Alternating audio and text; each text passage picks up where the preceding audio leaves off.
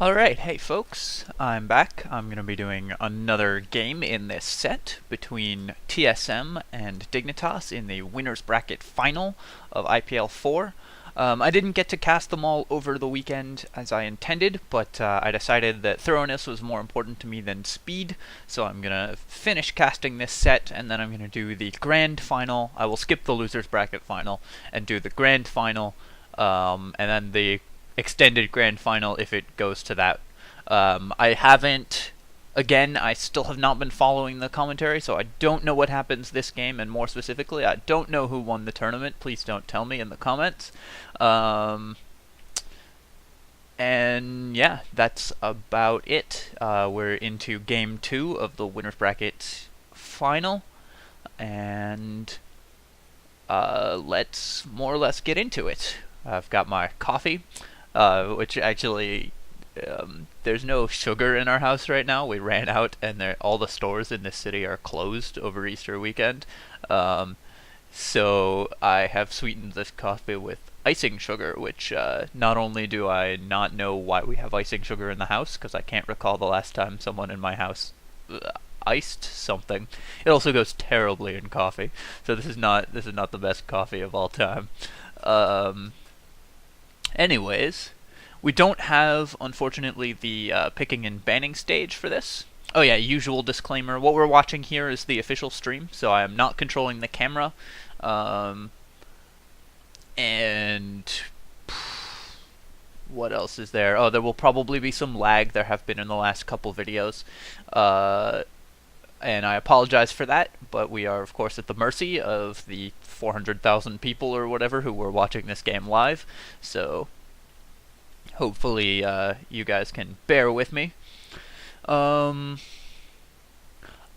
have decided to commentate over the official stream commentary because, which actually I should make sure it's muted because I had forgotten to do that, because I find that they focus a little too much on telling you what the champions do rather than telling you, important things about the decision-making process and the strategies of the game. So that's the goal here. We will focus on that. Just a quick rundown of the teams. We have Team Solo Mid, Chaox on Kog'Maw, TheOddOne on Dr. Mundo, Xpecial on Taric, Reginald on Ryze, and Dyrus on Renekton. Against Dignitas is Scarra on Anivia, IWDominate on Nocturne, Locust on Janna, Imaqtpie on Urgot, and Voyboy on Lee Sin. Just a real quick talk about how I think these lanes will go. I feel like Kog'Maw Taric is not a very good lane. I feel like those champions want to do very different things. Like, Taric can play a good defensive lane, but I think he's at his best in a more aggressive lane, like with a Sivir or a Vayne or something, trying to do a lot of damage. Now, he will give the armor buff to sort of resist Urgot's damage, but if Urgot lands an acid bomb, then his acid hunters are going to do billions of damage because of the Janna lane. Like, that's a much more synergistic lane. They're also disadvantaged because they're running one fewer combat summoner. So hopefully they can get enough advantage out of that clairvoyance elsewhere on the map to make up for not having an exhaust in the lane. So I suspect that we will see Cutie-Pie and Locust take a slight advantage in bottom lane, possibly even a large advantage in bottom lane. To counteract that, Ryze should beat Anivia at early levels, although once Anivia gets like 9 or so and has a Catalyst and a Tier and mana regen and stuff, she can just nuke every wave and it doesn't matter how good Ryze is against her. So hopefully for TSM, Reginald can capitalize on that early game to make up for their slightly weaker bottom lane. Similarly, I suspect that Lee Sin is stronger than Renekton early game, before Renekton's regen really kicks in. And even then, I feel like Lee Sin is gonna just do better than Renekton in lane. So I suspect that we will see Dignitas win top lane, lose mid lane slightly, and win bottom lane, all other things being equal. Mundo provides a little more early game pressure as a jungler than a Nocturne does, and clears very quickly, but Nocturne scales better into the late game. So that's my predictions for this game, and we will see how they play out. As the game loads up. Just taking a sip of my slightly vile coffee. I haven't seen Xpecial play a ton of Taric. Is the hero, and Dyrus is Renekton. Dyrus is very new to Renekton, I think. I think he just started playing Renekton recently. So I don't know how comfortable he is with that hero yet, although again, I said that about Vladimir last game, and he just wrecked face with Vladimir. I know that Scarra plays a lot of Anivia. Oh, we're already getting a bit of lag. Well, hopefully the frame rate lag doesn't ruin the team fights. It clears up a bit. Anyways, I will strive not to bitch about it through the whole game. You're seeing Mundo actually start. I think he started Cleaver, it looked like. So they're perhaps thinking about going for an invade. The guys on the camera are pretty good about catching everything, but of course they're talking about different things than I'm talking about usually, so sometimes I will not be able to check something that I'm interested in checking. If Mundo actually has reach on that Cleaver, if he throws it, he'll hit Locust. I don't think that'll do anything. But, OddOne's actually visible to Locust there. That's interesting. I did not know you would have vision over that wall. Usually you don't have vision even downhill.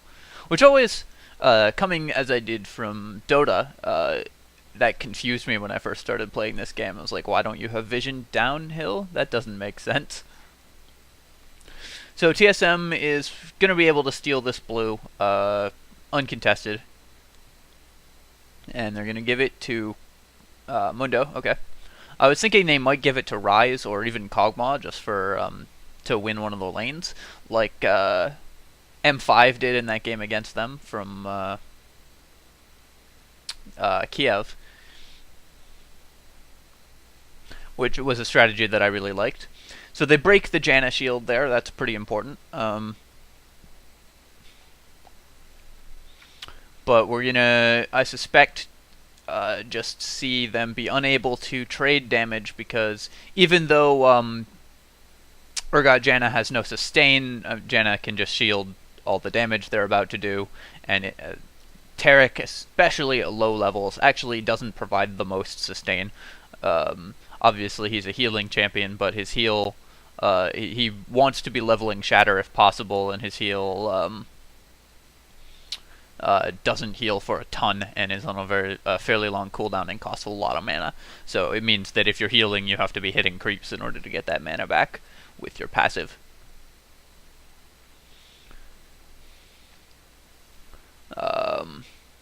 See Lee Sin already taking a convincing lead over Renekton, 16 to 11 at the moment. Like, that's actually a pretty big deal. However, OddOne is in for a gank on Voyboy, and they should not be able to get this. Voyboy did the correct thing and ran through the creeps, which sometimes screws you up because sometimes creeps actually block pathing, and sometimes creeps you can just walk through them because the pathing is a little weird in this game. But he got lucky and the creeps did not block his pathing, and he was able to avoid getting hit by a second cleaver. So an exhaust and an ignite down for TSM with no kill. And luckily for them, Nocturne is in the neighborhood to pick up the farm. So the Dyrus can't even really push to tower. actually getting a fair amount of damage because of that red buff out on Dyrus, and forcing a flash there because Lee Sin reappeared. So really nice play by Dominate there. Sending Dyrus back unnecessarily for Dyrus. I think he needed to back up slightly sooner because he knew that Lee Sin could have been there. Reginald actually running a bit low on mana, but he's going to be able to push these creeps into the turret. I feel like he should be spending his nukes on the creeps, not on Anivia, since Anivia is at full health, and he wants to push into turret and cost her CS. Sending out that Empower on Scarra, I don't know if that's going to actually do anything, although he seems to have gotten Scarra down to half. At the cost of all of his mana.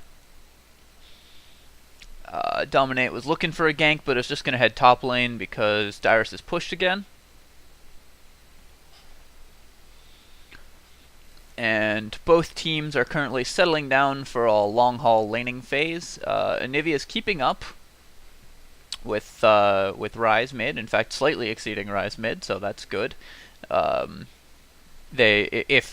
Anivia can do that and then pop 6 and then level up to the point where she doesn't have to worry so much about mana, she's just gonna win that lane in the end, just be able to push Ryze under turret. Both junglers top lane again. It's really interesting how much time the junglers are spending top lane, not only in this game, but sort of throughout this tournament. That's one thing that I've noticed, is that the top lane is getting ganked a lot. Usually in high-level play, the top lane does not see that much action because they're worried, except in the first, 4 levels or so.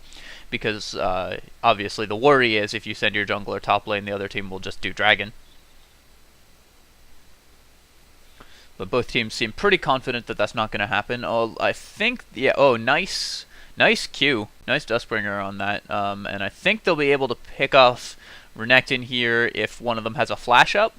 I know that Lee Sin does not have a flash. Okay, there we go. And, of course, Nocturne isn't running flash.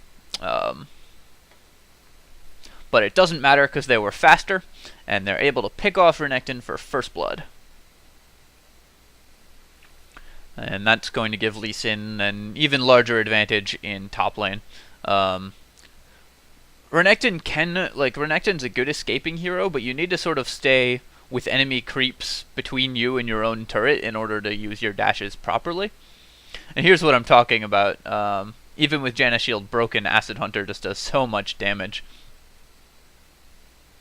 And bottom lane has... It looks actually as though my prediction was totally wrong. And Chaox and Xpecial are actually crushing that lane. Since they are at 55 CS on Kog'Maw to 37 CS on Urgot. So they forced him back already. And then and he's purchased. And even after he's bought, he's still not being able to push them out of lane very easily. Xpecial is staying in lane and getting these last hits. And actually last hitting, which is something that a lot of supports don't do. They'll tend to miss. But with Kog'Maw back in lane and up attack speed boots, this lane is going to continue to snowball backwards for this. That wasn't a real sentence. Pull it together, man. Alright, this lane is going to continue to snowball in TSM's favor. Getting blue buff for Ryze here. So that'll help in the mid lane. His window for gaining a big advantage over Anivia already has Catalyst, has more or less expired. So he needs to make a big play happen pretty soon in order to win that lane. Otherwise, Anivia is just going to be able to AoE all the creeps. Blue buff will certainly help in the let's make a big play soon initiative, but getting ganked will not. And yeah, with the wall there and the red buff, Ryze is super dead, although nice binding under turret gets Dominate. Really nice play. Now it still sucks because Anivia got the blue and and gets a kill and gets to push up to turret and steal wraiths and do all of these other awful things that happen to you when you die like that. As well, Dignitas got an assisted kill and TSM got a solo kill. But making the best of a bad situation, Reginald picking up that kill on Nocturne, so really nice play.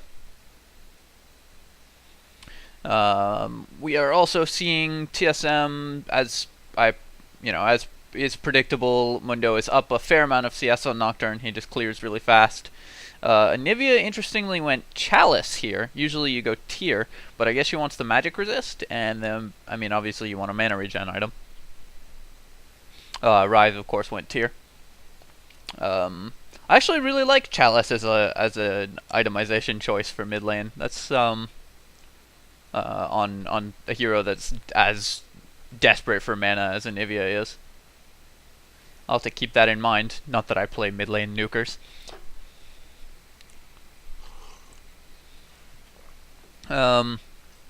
Lee Sin crushing Renekton here. Hasn't gone Tabby because he doesn't need them. So usually in a lane like this, Tabby are your most important item. So if you see people, we're getting a fight here, so I'll talk about this later. Chaox is going to go down, I'm pretty sure. Yep. And Xpecial will make it out. He actually lived for a pretty long time there, although he blew heal for that, and I don't know why. I guess he thought he could get Cutie Pie, but they had heal up too. I mean, Janna had heal and exhaust, neither of which have been used, so I feel like that heal was unnecessary. I guess he was hoping to force another summoner, but I think trading summoners is bad for them. Reggie doing his best to push Scarra off, but Scarra can, just continually do this, knock down all the creeps, push into turret, and Reginald is going to fall further and further behind in CS. Both junglers coming in.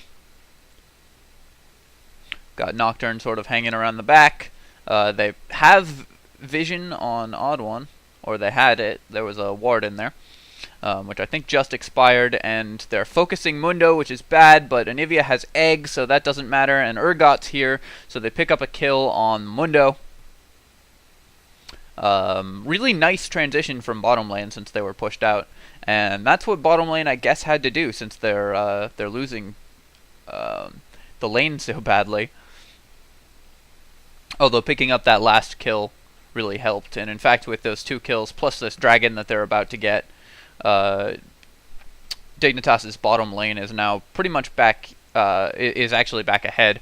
I really like this play from Chaox and Xpecial intercepting. They force a flash, but because the rest of Dignitas was doing the blue buff, they're able to get there in time. I think they stayed, TSM's bot lane stayed there too long. Nice slow from Kog'Maw should get him out. And really nice dodge of the Anivia Ice Ball. Chaox probably should base here, or they're going to get dove. I feel like Xpecial could survive a dive, because Anivia egg is down and all that. But yeah, I mean, now he's just dead. So that was pretty dumb staying there and getting hit by that, but just a clear misplay.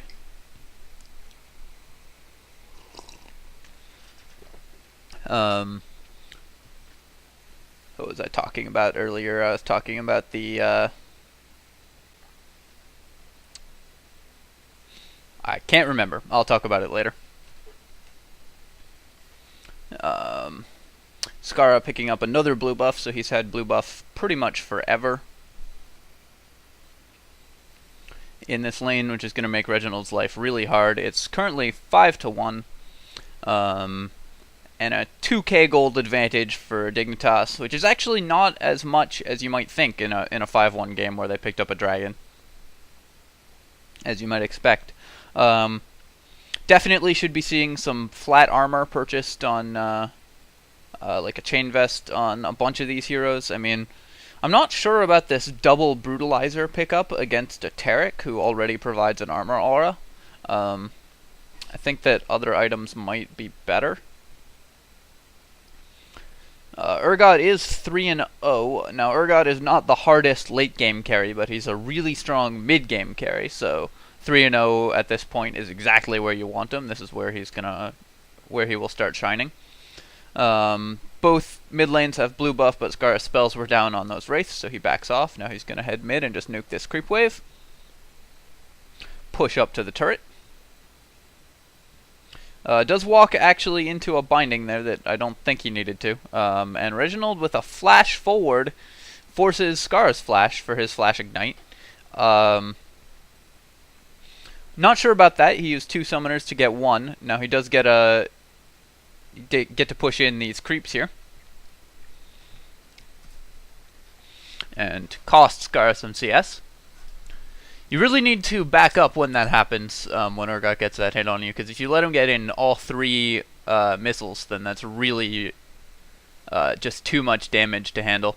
Looks like TSM will pick up mid lane before Scarra gets back, although Janna's in behind them, so maybe not. Yeah. With Janna showing there, they were able to pick that up. Voyboy continuing to sort of poop on Dyrus. Although the CS lead is actually has actually closed a bit.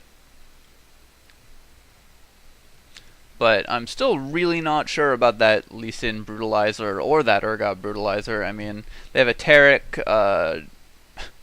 Renekton already went Tabi and presumably is running flat armor. Now, it does seem to be working for him since he just picked up a kill there. It was pretty silly of Dyrus to stay there and let himself get dove. I think he really needed to back up or call for support. Now, Mundo was almost there, but not fast enough.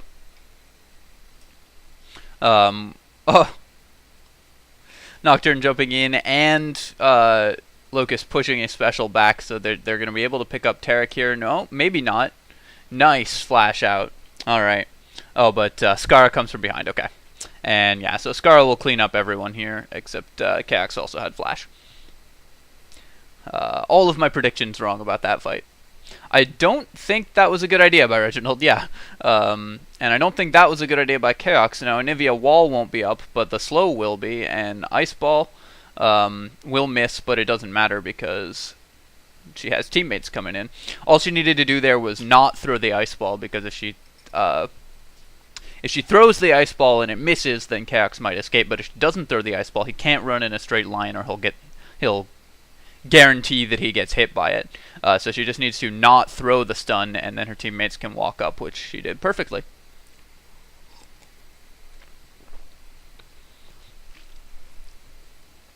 Of course, even though Scarra is playing a girl, I don't know why I'm referring to him as a girl.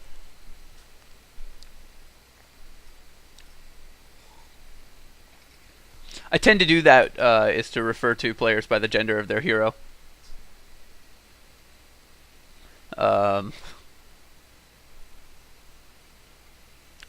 Even if it's like my roommate sitting in my male roommate sitting in the room next to me playing Sona, I'll be like she.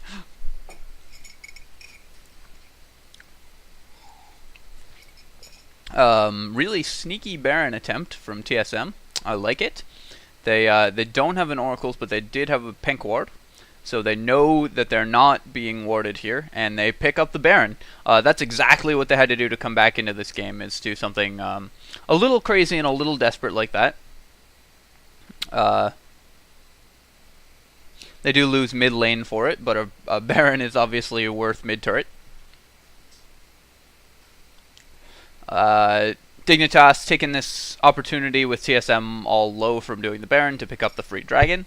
Again, really good decision making. I really like what both teams are doing here. I liked TSM's trying to sneak that Baron because they're losing, so you want to try to make plays like that. And I liked Dignitas being like, okay, well, we lost the Baron, but that we're still winning. There's no reason to play stupid. Let's just go take the free dragon while they're healing.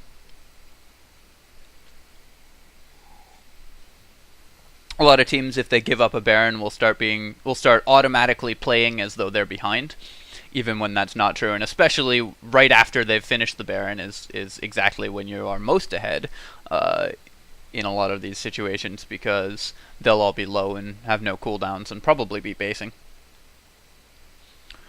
Giving top lane red buff is going to keep Lee Sin continuing to win this lane. Lee Sin actually finishing the Ghost Blade, so that's an interesting one. You usually do not see Lee Sins get a Ghost Blade. So they're really liking this flat armor pen thing. Anivia after Chalice is going Will. Makes sense. Nocturne going a very standard Wriggles Phage. Janna has her 2 gold per 5s and probably will now build one of those up into a Shirelia's. Is actually probably pretty close to the Shirelia's at 19 minutes and with 2 dragons and 4 assists. Urgot going Frozen Heart next. On the other side, Dyrus has picked up 4 Doran Blades and a Chain Vest along with Ninja Tabby, so he's clearly feeling the difficulty of his lane. Ryze with a very standard Ryze build, the Frozen Heart, Catalyst, Tier. Taric has also finished 2 gold per 5s and boots and has picked up Health Crystal. Has 27 CS, which is not what you want to see on your support. But that does mean that they'll get a fairly early Strelius, which will be nice because they need to make team plays happen. Once again, I'm assuming that's what they're going next. Kog'Maw going Phantom Dancer. Anivia actually finishing Rod of Ages before Will. I like that if you have the gold for it. Bit of a fight bottom lane, but Locust with a beautiful Janna ult splitting off TSM, so they're probably going to drop Chaox. They will lose Cutie-Pie. Scarra is nowhere near, so they're going to lose Locust also, and Dominate's going to make it out. Unfortunately, the Dragon isn't up for TSM to capitalize on that, but they should maybe be able to push bottom lane, but it's going to be really hard because Scarra's there to stop them.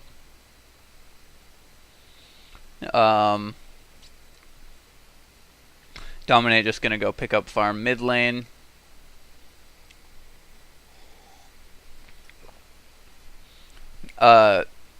Trading 2 for 1 there is actually not the worst for Dignitas because they did pull a Baron buff off of Chaox, which is going to be pretty important, although the Baron buff will run out fairly soon.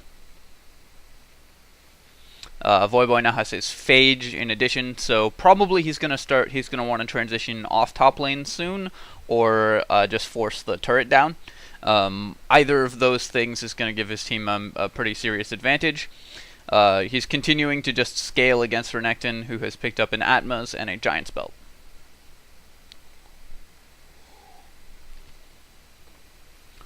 But I think Lee Sin probably wants to just drop a ward and then push turret momentarily. And then just stay top lane to force TSM to split off and give away free dragons and stuff.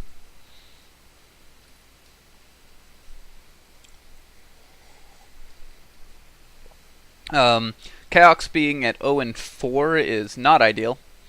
Both teams now have a Frozen Heart also, so his attack speed focused Kog'Maw build is actually going to run into some trouble against that Urgot, who has a Frozen Heart already. Those attack speed focused builds tend to do really well right when you buy the Phantom Dancer, and then scale very poorly as you're having to buy your first real damage item. And then, of course, once you have Phantom Dancer or Eye-Edge, it's the same as if you'd gone Eye-Edge Phantom Dancer. 3-man gank top on Voyboy should bring him down here, yeah. Oh no, Flash and Safeguard away, and they fail to knock him down. Taric actually splitting off there, and that's really unfortunate. They desperately needed that. They should maybe take top turret to get a little bit of something from that, but with Xpecial gone bot lane, they gave up bot lane, they used a bunch of summoners, and Voyboy escaped. Beautiful play by him. He saved his Flash for the last possible moment, too, to make sure that he would be able to flash and then immediately safeguard to a creep. Top lane down, so that gives TSM some hope, but they're still down a turret and a bunch of dragons, as well as 7 kills.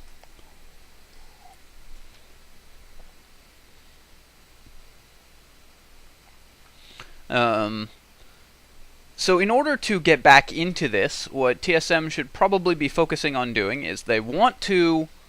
I think that what Chaox is doing there is wrong, and they want to freeze the lane bottom in order to try to get Kog'Maw free farm and get him back into this game. That's usually what you give up when you take bottom turret, is you end the laning phase and you sort of give your lane opponent free farm. They can't contest this dragon or any future dragons, but they can get Kog'Maw farm, while Urgot's farm is going to decrease. As well, Kog'Maw scales better on into the late game than Urgot. Now, the problem with this strategy, of course, is the Baron just spawned, and Dyrus is going to die top lane. Even with TheOddOne there to help. And Nocturne on a killing spree is going to be very strong. He already has an Aegis. So I suspect that with that pick, Dignitas are gonna pink ward and get this Baron. One thing that I want to mention is I was harping on a bunch of teams earlier, these teams and also Epic Gaming in the last set that I cast, for not buying oracles, and neither team has bought an oracles this game, which is absolutely the correct decision for this game. We'll talk about this in a second after the Baron fight. Reggie jumping in there too far, getting knocked down. Yeah, Voyboy taking him out, and now it's 3v5. Good Ice Storm from Anivia to sort of wall off with not the real wall, and then the real wall to split off Mundo, and they pick up another kill, and now they can turn on to the Baron and finish it off. Nope. Chaox walks in too close, and so they're going to kill him as well. And now they won't get Baron, but they will get Chaox. I actually didn't know you could cleanse a Lee Sin kick there. What do you call it? The Lee Sin Q. Chaox is super dead here, of course. But they're continuing to fight this Baron. I actually feel like Dignitas should have pulled off the Baron, but they got it. And now they're fighting 2v3. Dyrus is going to be able to pick up Locust there, or Xpecial is going to be able to pick up Locust, but now Voyboy's back in the fight, and that's it. And so they actually gave up 2 for 3 there and got the Baron, and I feel like had they pulled off the Baron while Voyboy was chasing Chaox, they would have just got like 4 free kills and not even given up any deaths. Which would have put them even further ahead than they are now. Not that that was bad, but what they did obviously worked really well. Anyways, I didn't know you could cleanse a Lee Sin kick. It's kind of cool. With Quicksilver. Right, so I was talking about oracles and how I feel like the fact that both teams are buying pink wards rather than oracles, now I think Dignitas should buy an oracle, but before, I believe that's pretty much totally correct. Usually I think oracles is a really important purchase, but both junglers were focusing so heavily on just staying mid and top lane that the wards there were not particularly important. As well, there was never a contest for Dragon, so it didn't really matter. Dignitas just picked up a free Dragon every time, so it didn't really matter whether Dragon was warded or not. Because this game came down to TSM being out of position or pushed back, or having just done Baron every time a Dragon came up. Lee Sin getting that kick onto Chaox is going to end this game. Interesting late Quicksilver from Chaox there. Now they're focusing Mundo, which is I guess he's the best target there, because they don't care about Taric, and Renekton's even more tanky. But Nocturne going down actually cost them a fair amount. He's a lot of their damage. But they still score an ace, just picking up a bunch of kills there. Flash to the turret from Voyboy, and a surrender from TSM. So that ties the series up at 1-1. Whoever loses is going to go play CLG in the lower bracket final. So it's going to come down to this next game. I won't be casting the lower bracket final, but I will cast the grand final. And so stay tuned for the next game, and then stay tuned for every game after that.